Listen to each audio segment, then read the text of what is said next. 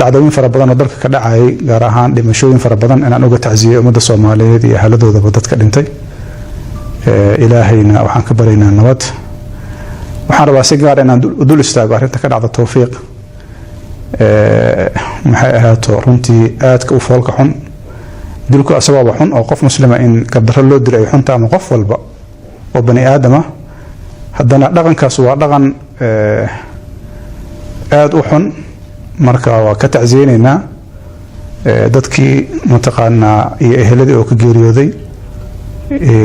ummadda Soomaaliyeed ee dareenkooda u dhaawacay waa uga tacsiyeynaa aadna waa u cambaareynaa waxaan leenahay waa fal aad u fool xun xilligiisi ay ahaad islaamku markuu yimid waxyaabaha u soo baxa waxa kamid ah in qof ka fiican oo san jirin illa taqwada ilaahay maayna anagoo dhan Soomaaliya nahay qof ka fiican ugu ma jiro marka guur in dad loo dilo waa arrin aad iyo aad u fool xun ummadda Soomaaliyeed marka meel ay joogaanba arrintaas inay meel uga soo wada jeestaan oo arrin runtii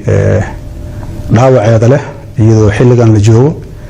in ummadda Soomaaliyeed dhexdeeda arrintan ka dhacan gaar ahaan magaalada Muqdisho oo caasimadii ummadda Soomaaliyeed ah marka culimada dhaqanka siyaasiyiinta in meel looga soo wada jeesto arrintaasna laga dabalgooyo dalka Soomaaliya sidaas aan soo jeedina aad iyo aad u mahadsantiin. Assalaamu calaykum waraxmatullaahi wabarakaatuh.